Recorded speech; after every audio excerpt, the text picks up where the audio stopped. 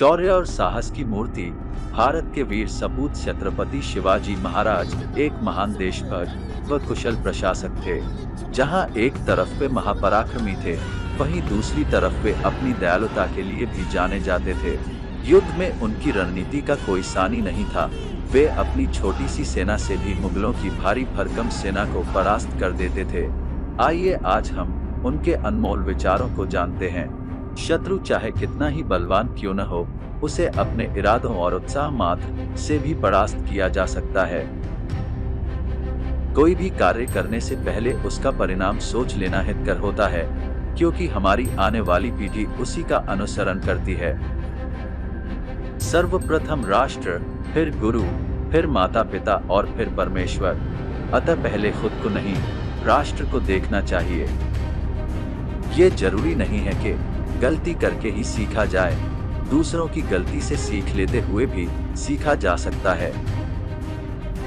एक सफल मनुष्य अपने कर्तव्य की पराकाष्ठा के लिए समुचित मानव जाति की चुनौती स्वीकार कर सकता है।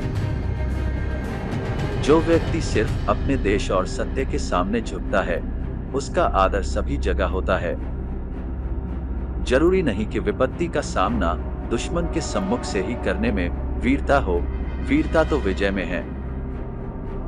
भले ही हर किसी के हाथ में तलवार हो, लेकिन ये इच्छा शक्ति ही होती है जो एक सत्ता स्थापित करती है। अगर मनुष्य के पास आत्मबल है, तो वो समस्त संसार पर अपने हौसले से विजय पताका लहरा सकता है।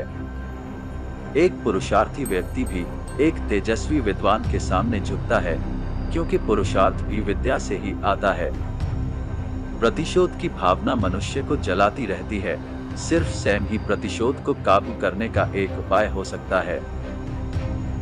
जो मनुष्य अपने बुरे वक्त में भी पूरी लगन से अपने कार्यों में लगा रहता है, उसके लिए समय खुद अच्छे समय में बदल जाता है।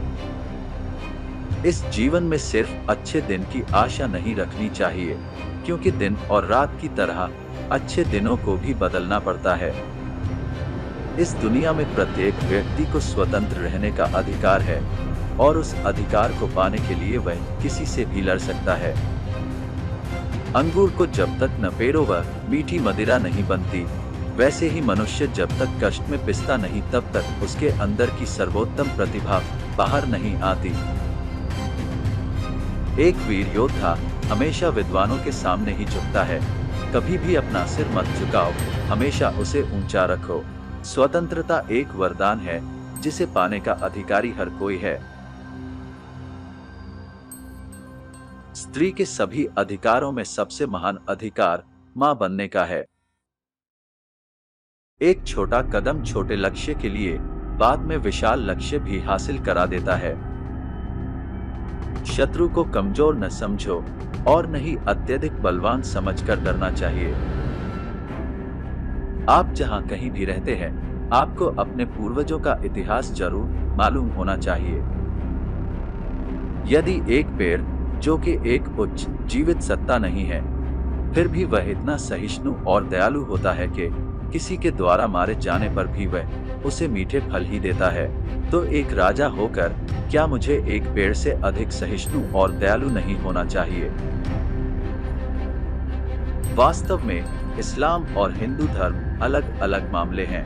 वे उस सच्चे दिव्य चित्रकार द्वारा रंगों को मिलाने और खाका तैयार करने के लिए प्रयोग किए जाते हैं।